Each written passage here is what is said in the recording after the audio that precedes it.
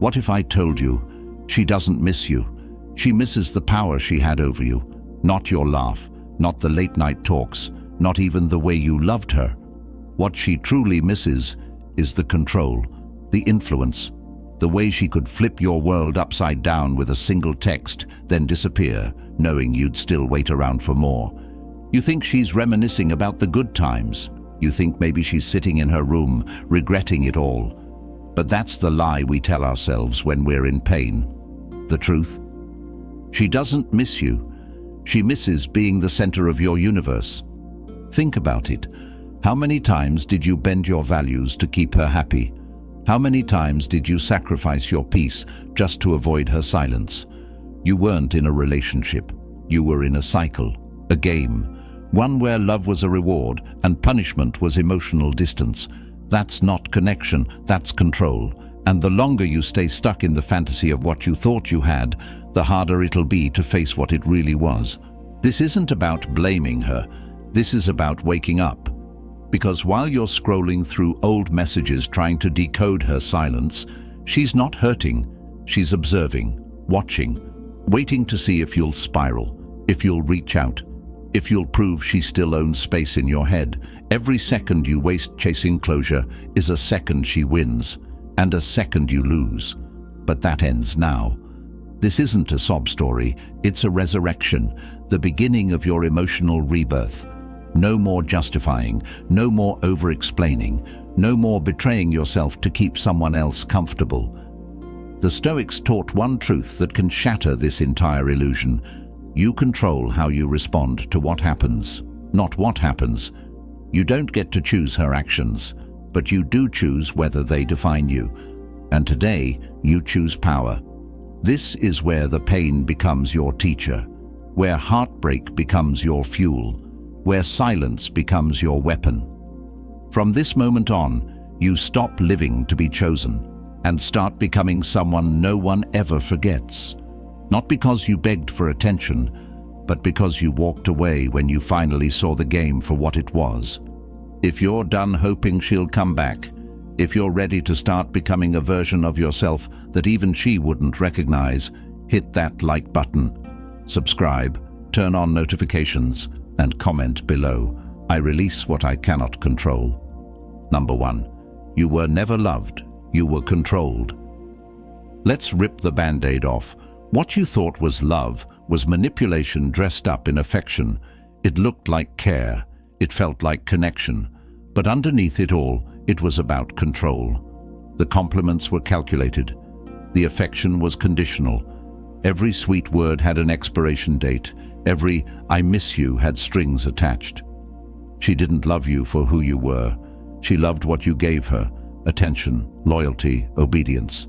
You became a mirror for her ego, and the moment you stopped reflecting her, she pulled away. You think it ended because you changed. But that's exactly why it ended. You started to question. You started to notice the double standards, the way she could disrespect you and expect forgiveness. But the moment you slipped, it was war. You became harder to control, and she lost interest. That wasn't heartbreak. That was her losing her grip.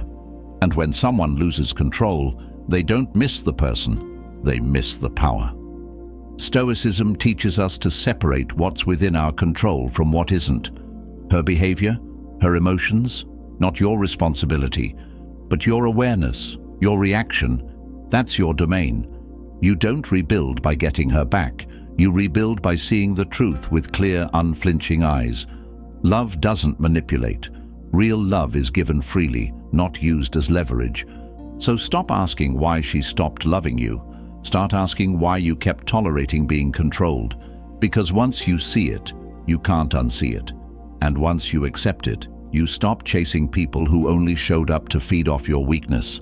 If you're done confusing love with control, if you're ready to stop being someone's emotional puppet, hit that like button. Subscribe, turn on notifications, and comment below, "I was never owned, I was only used." Number 2, pain is the price of clarity.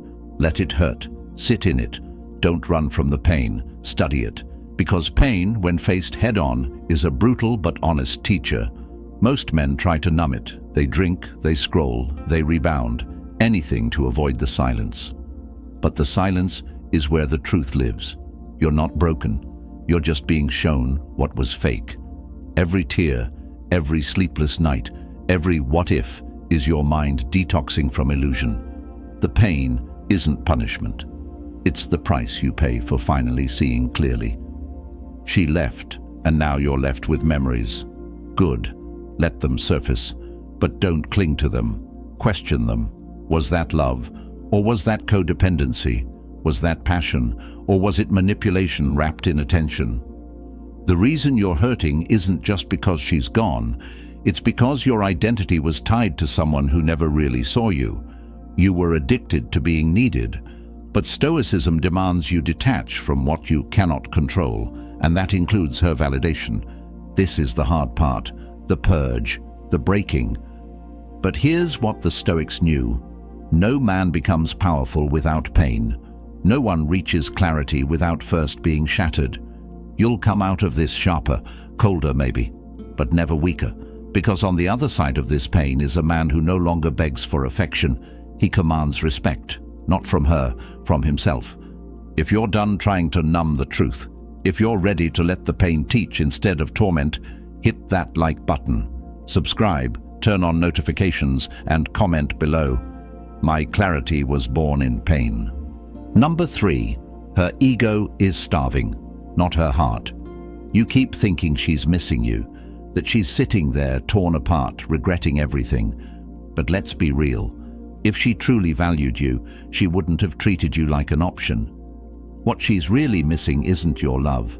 It's your attention, your energy, your reactions. Her ego is starving, not her heart. She doesn't want you back. She wants to know she still has access, that she still matters, that at any moment she can text you, "I miss you," and you'll drop everything just to feel close again. That's not love. That's a power trip, a test, and the moment you take the bait, she knows she still owns a piece of you. But a Stoic man doesn't respond to games. He doesn't flinch when bait is dangled. He sees it for what it is, a desperate attempt to maintain emotional control. When you cut off her access to your energy, her ego panics, not because she lost love, but because she lost control over a man who used to orbit around her moods. Let her ego starve. Let her feel the emptiness she tried to fill with your validation. You don't owe her closure. You don't owe her responses. You owe yourself peace. Detach, observe, and remember. If it was real, it wouldn't have ended in manipulation and silence. She doesn't miss the man. She misses the mirror you held up that made her feel powerful. Smash the mirror, build a wall, and keep walking. If you're done being a source of ego supply, if you're ready to starve the control she used to feast on, hit that like button, subscribe, turn on notifications, and comment below. Her ego no longer feeds on me. Number 4. Emotion is the weapon, and you were the target. She didn't need to raise her voice. She didn't have to yell or threaten. All she had to do was withdraw, go silent, act distant, cold, and you folded. That was the game. The weapon wasn't her words, it was your reaction to her silence. She trained you without saying a word to fear disconnection, to over-apologize, to chase, and you thought it was love, but it was psychological warfare, emotional manipulation, clean and quiet. Every time you tried to express your feelings, she twisted it. You were too sensitive, overreacting, making it a big deal. That wasn't feedback, that was gaslighting. The goal was to keep you off balance. And when you're off balance, you're easier to control, easier to mold. You stop trusting your gut. You start second-guessing your reality. That's when she had you, fully, emotionally, mentally. Not because she gave you love, but because she gave you hope, just enough to keep you hanging on. A Stoic man doesn't get played by emotional swings. He watches, he feels, but he doesn't act blindly. He doesn't beg someone to communicate. He doesn't break because someone goes quiet.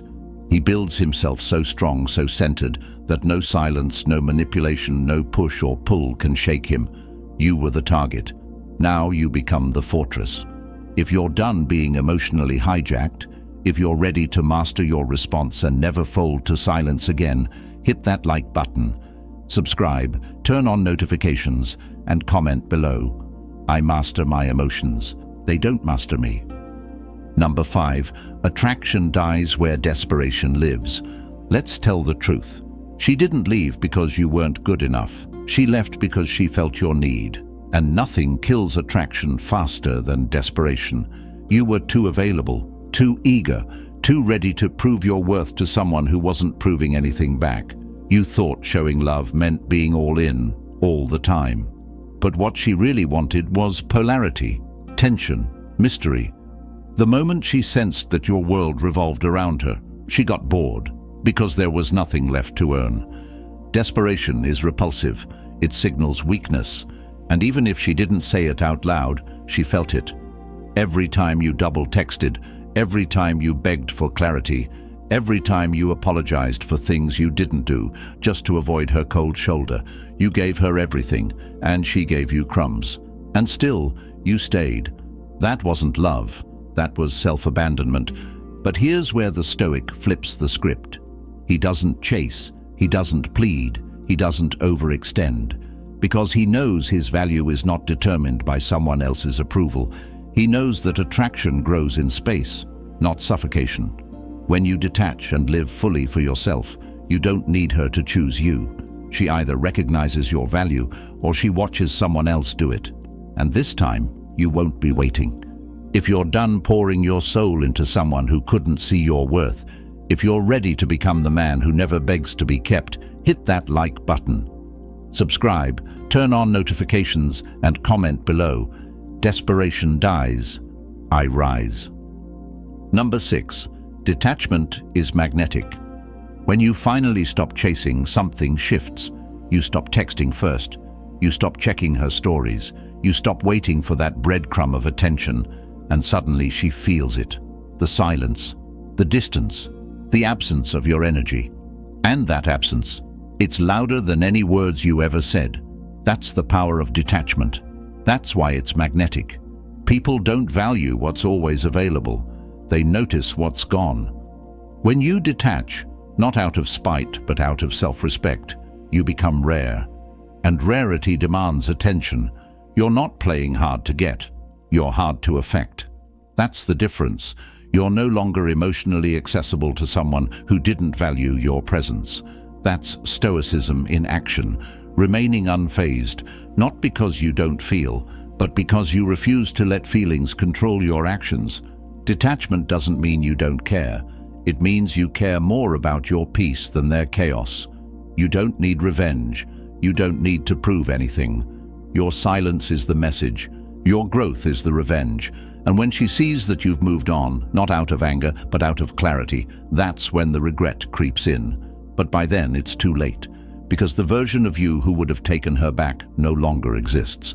If you're done making yourself emotionally available to people who treat your presence like a backup plan, if you're ready to walk with quiet power, hit that like button.